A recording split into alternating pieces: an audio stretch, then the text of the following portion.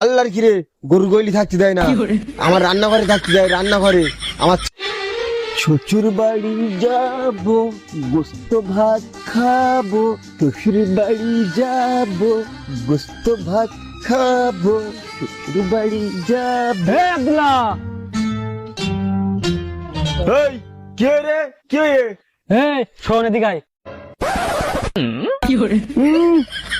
আমি এখন যাবো না, শ্বশুর বাড়ি যাচ্ছি, শ্বশুর বাড়ি।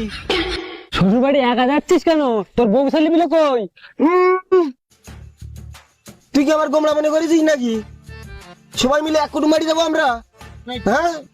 তা তোর বউ তোর ছেলে পিলের কুটুম বাড়ি নিয়ে যাবে?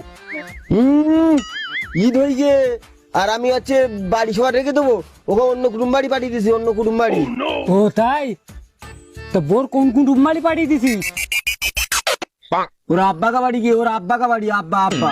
ও, আর ছেলের কোন কুটুম বাড়ি পাঠিয়ে দিছিস? কেন?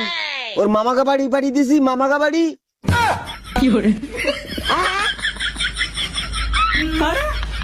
হ্যাঁ, তাহলে তুই কোন যাচ্ছিস? কেন?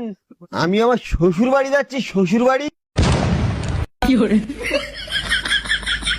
দূর পাগল, তোরা তিনজনই তো একই গরুর গইলি যাচ্ছিস। আল্লাহর কিরে গরু গইলি থাকতে দেয় না, আমার রান্নাঘরে থাকতে দেয়, রান্নাঘরে।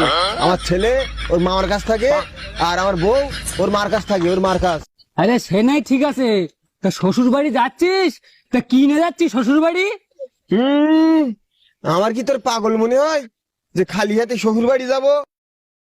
এই দেখ, আমার কচুর ডাটা নিয়ে যাচ্ছি, আমার কচুর ডাটা।